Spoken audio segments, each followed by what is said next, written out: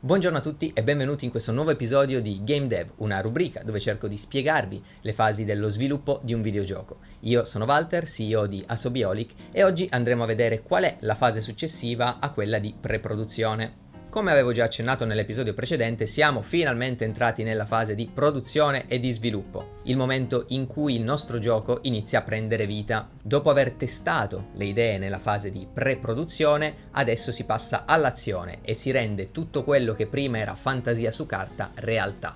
Immaginate il solito parallelismo con il film, si passa dalla fase delle prove generali alla fase di registrazione delle scene vere e proprie. Nella produzione quindi il team di sviluppo lavora a pieno ritmo per riuscire a creare poi il prodotto finale, quello che arriverà poi ai giocatori. Questa è sicuramente la fase più lunga, più intensa e più stressante e può durare anche diversi anni. Gli artisti creano gli assets definitivi, personaggi, ambientazioni, animazioni, effetti visivi, cinematiche, materiali. I designer invece lavorano sui prototipi per renderli qualcosa di divertente e definitivo. Gli scrittori e i narratori lavorano sui dialoghi, sulle missioni e sulla storia. Il reparto audio lavora sulle musiche e sugli effetti sonori. E poi ovviamente ci sono i programmatori che prendono tutto quanto per metterlo assieme e renderlo qualcosa di giocabile. Ogni reparto chiaramente ha il suo compito specifico, ma bisogna collaborare con gli altri. Ad esempio, un livello non può essere finito se gli artisti non hanno finito le texture, oppure se i designer non hanno definito le meccaniche. Nei grandi team o nelle grosse aziende ci sono figure come il project manager che tiene tutto sotto controllo, ma come avremo già capito negli sviluppi indie, dove ci sono pochissime persone in un team, spesso lo stesso individuo si trova a dover fare 10 compiti diversi e ricoprire il ruolo di 50 persone. Ed è proprio in questo momento che ci vengono in aiuto i market di asset che possiamo trovare online, così da avere modelli 3D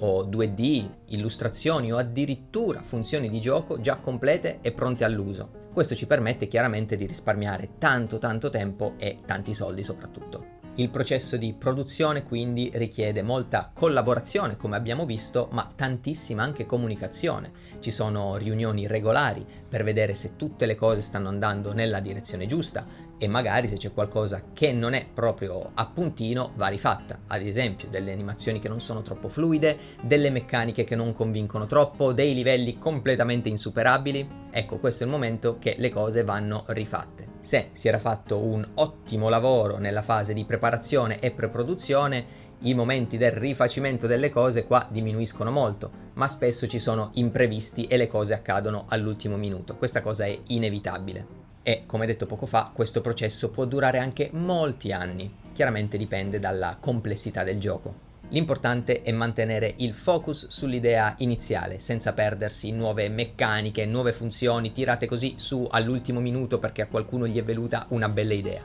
Seguire le direttive dei superiori, così da non dover andare a sforare sulle tabelle di marcia e non sforare soprattutto con il budget.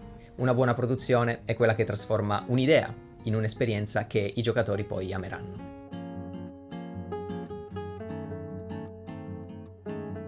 E anche questo episodio finisce qui. Scrivetemi nei commenti se anche voi avete partecipato ad un progetto creativo e qual è stata la fase più complicata del processo di sviluppo, e noi ci vediamo nel prossimo episodio. Un saluto!